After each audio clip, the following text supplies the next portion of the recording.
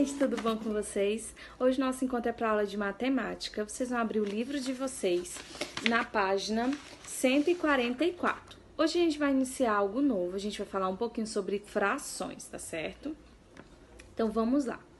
Os números na forma fracionária, elas estão presentes em situações do nosso dia a dia, né? E elas são utilizadas para expressar medidas e quantidades que não podemos indicar com os números que a gente já conhece, são os números inteiros, tá certo? Então, todo número de forma fracionária, ele vai ser reconhecido como uma fração. Vamos lá. Na página 147, a Luciana, vocês vão acompanhar aí no livro de vocês, ela pega uma folha, tá certo? No caso dela é de cartolina. Ela pega uma folha e ela divide essa folha em duas partes iguais, ok? Ela tem duas partes iguais, dividir aquela folha em duas partes iguais.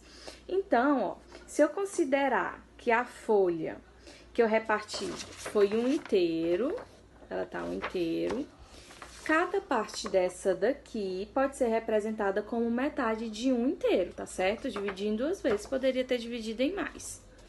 Então, vocês vão acompanhar aí no livro de vocês na página 147, para vocês entenderem um pouquinho sobre o que significa cada parte da fração. Ó. A gente tem aí um meio, né? Eu tenho metade.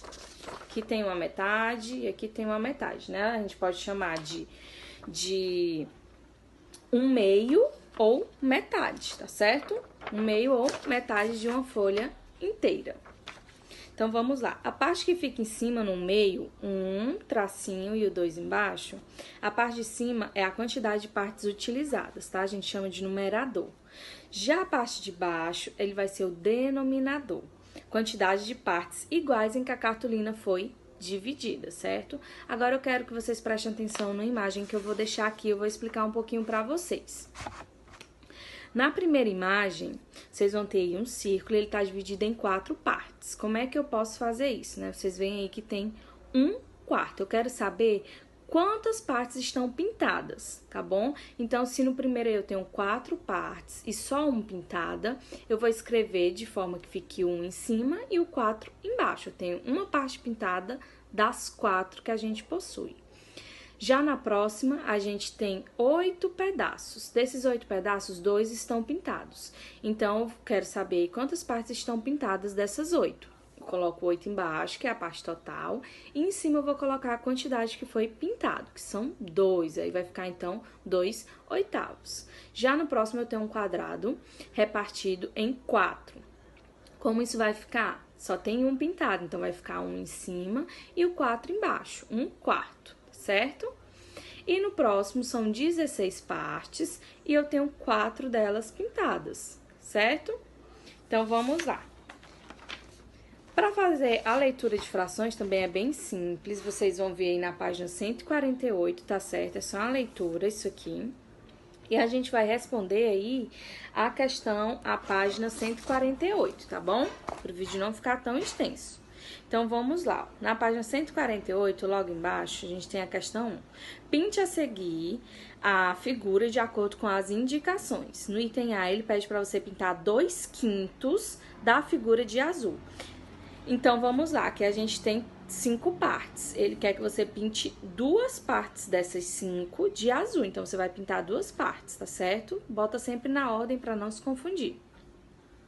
E no item B, ele quer que você pinte 1/5 da figura de amarelo. Então, uma parte, dentre as 5, você vai pintar de amarelo, certo?